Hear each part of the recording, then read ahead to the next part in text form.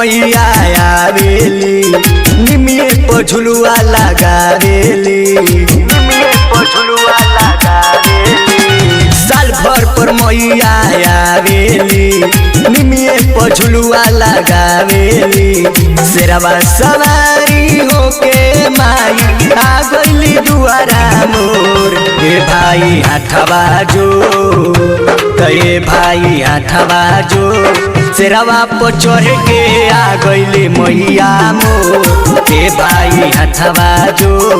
शेरवा पर चढ़ के आ गइली मैया मोर बोला बोला खाने वाली मैया की शेरवा पर चढ़ के आ गइली मैया मोर ए भाई हाथवा जो झीर झीर बहे लागल नीम के पतैया ए भाई तो झूला झूलली सात बहिनी निमिया के दरिया ए भाई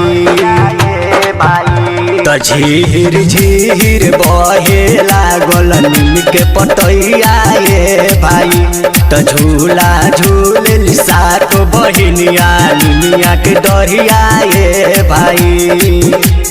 और हौल के फुलावा से रहिया सजा गया गइली मैया मोरा और हौल के फुलावा से रहिया सजा गया गइली मैया मोर ए भाई हाथवा जोर कहे भाई हाथवा जोर शेरवा पर चढ़ के आ गइली मैया मोर ए भाई हाथवा जोर शेरवा पर चढ़ के आ गइली मैया मोर बोला बोला खाने वाली मैया की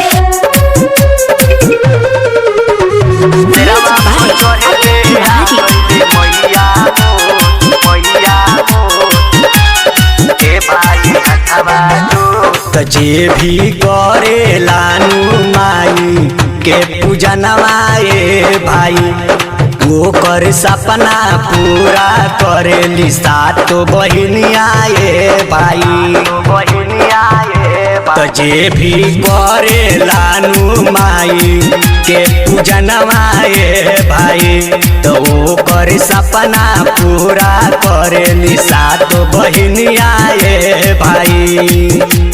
सुजीत माई के चरण पखरी आ गइली मैया मोर प्रकाश माई के चरण पखरी